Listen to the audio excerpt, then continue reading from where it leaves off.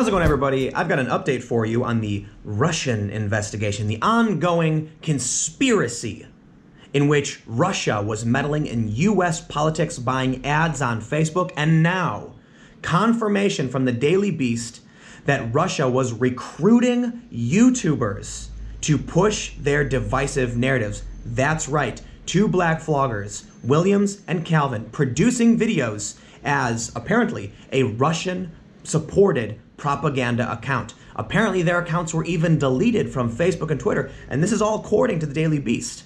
I started digging into this story, just shocked that Russia would be supporting YouTubers to produce this content, and surely a story of this magnitude, these YouTubers must be huge with millions of subscribers and untold influence, hundreds of thousands, millions of followers on Twitter and Facebook. You could only imagine the kind of power that these two vloggers wield when backed by the Russian government. That's right, this one guy has a whopping 75 friends on Facebook.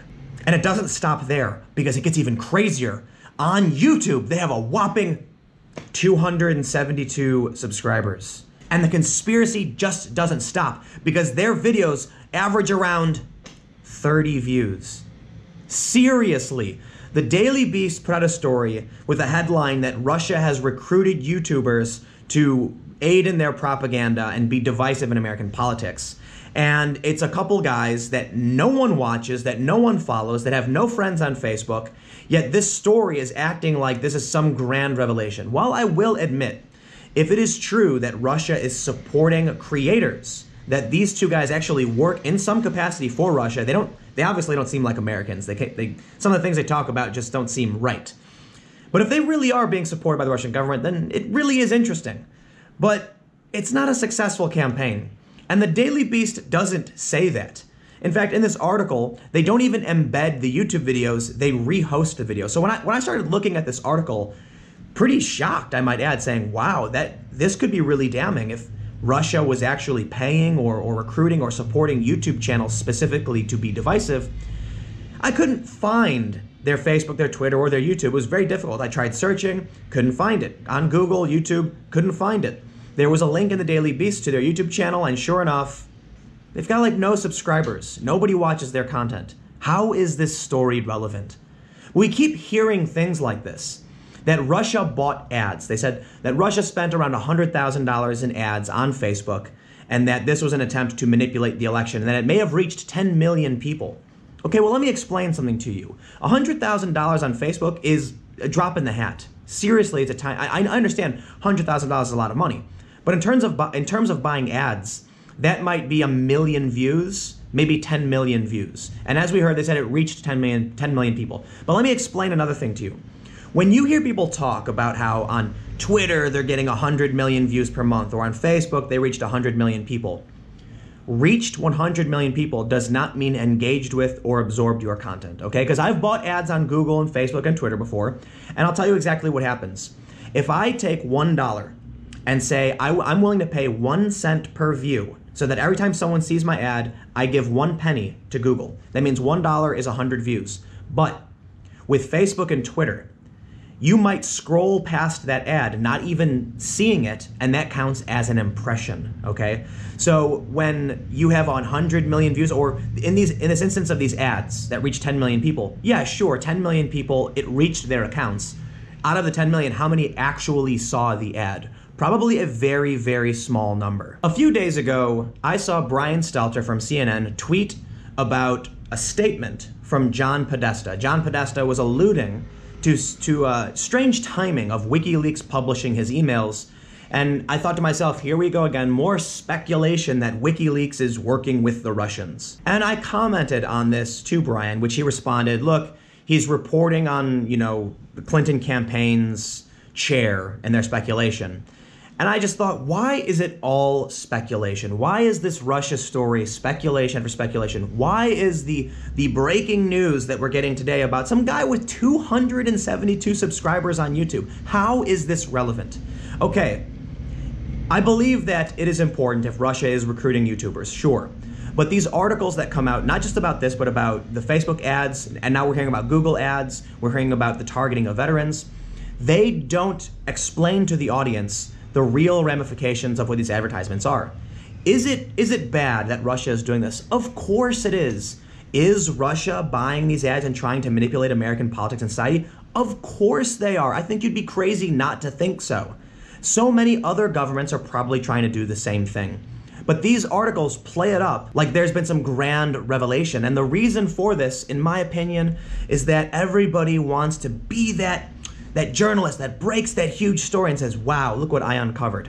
And then when I start going through it turns out these are just two random dudes on YouTube. They or may not be supported by Russia, but don't get any views anyway, so they're totally irrelevant. I started thinking about, where's the big breaking revelation? Where is the hammer of the boom, Russia? And I think the reason we're not seeing it is that so many journalists, writers, whatever you want to call it, they want to get that story out as fast as possible that they're just throwing grains of sand into the heap. The problem with this is that every time we hear a little bit about Russia and it's not that important or these people aren't influential, we kind of disregard it. All in all, it is alarming if Russia is having an influence on our society. But at the same time, the people who are writing these articles are not explaining that, sure, Russia may have bought $100,000 in ads promoting Black Lives Matter and immigration issues because they want to create division, but literally every other media company does this, as I've said in many other videos. We've seen the negative consequences of rushing to publish a story to get the hit before. I did a video several months ago about how the Washington Post was accusing Kim.com of maybe trying to fabricate an archive of fake emails to prove the Seth Rich conspiracy. The reality was that the story was, I would say, 80% made up. I don't want to accuse the author of straight up making everything up, but the story was basically made up. They said that mega.nz, the website, sent a welcome email to Seth Rich's Gmail account, and because Kim.com started Mega years ago, and because he's a hacker, and because Mega is using the top-level domain of .nz, it must be that a New Zealand-based hacker was trying to break into the email to write fake emails to prove a conspiracy. They're like literally just made up. And I actually talked with the author and I said, why did you do this? And the gist of it was, well, you know, we've got this hot lead and we don't want to sit on it. Journalists are the people who are explaining to us how and why things are happening, right? When you call a plumber, that plumber's the expert and they're gonna say, listen, you got a leaky pipe, here's how you fix a leaky pipe, I'm gonna fix it for you, here's how you stop it from happening in the future. Not everyone can be a journalist, and not everyone can watch 24/7 news or investigate, go on the ground to, say, Barcelona, to understand how or why any of this is happening. And journalists are supposed to figure this information out and then go to people and say, here's what I've discovered. Unfortunately, we end up seeing articles like this about two random nobodies that are possibly supported by Russia but don't get views anyway. And what happens on Twitter? Everyone starts commenting on the article assuming that these YouTubers are actual celebrities. Because when you say YouTubers were being supported by Russia, it sounds like big channels with millions of subscribers. No, just nobody. Where's the honesty? Okay, the people who are writing these stories aren't being honest.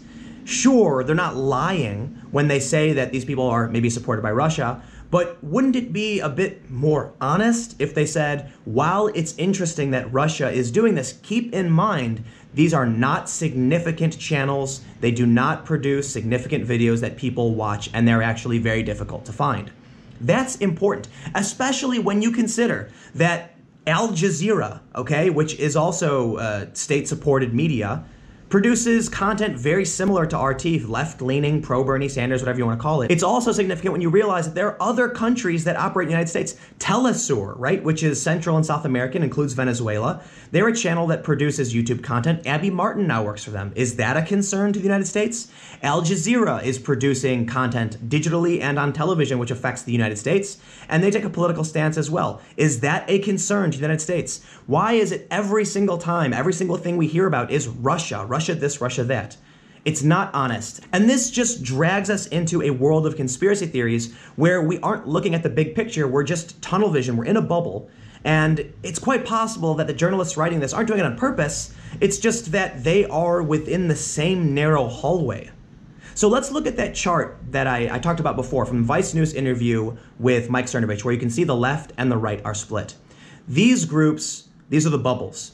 And among the left, all they see is Russia. They're totally oblivious to the whole universe outside of that little moon-shaped bunch. And you could say the same thing for the Trump right. People aren't looking outside of these groups. People tend to look for information and then look for more information to reinforce the ideas they already have. So what ends up happening? Everything is Russia. No other country's interference, ad buying, or media matters. Okay? You could name 5 or 6 different countries that run state media around the world, and no one seems to be talking about it. And this is why, at the end of the day, to me, it's just tribalism. When you look at the comments on the tweet where people believe there is some grand scheme, this masterful influence, proof of Russian meddling, and it's just nobody's on Twitter who aren't from America that nobody watches anyway. So let me know what you think. Comment below and we'll keep the conversation going. If you want to support my work, make sure you go to timcast.com/donate. Give whatever you'd like or give nothing at all. My videos are always free and available every day at 4 p.m. You can follow me on Twitter and Instagram at Timcast, and stay tuned for breaking news. Currently, I'm in Barcelona, and hopefully tomorrow is the day they declare independence because it keeps getting pushed back. But we'll see what happens. Stay tuned. Thank you all so much for watching, and I'll see you tomorrow.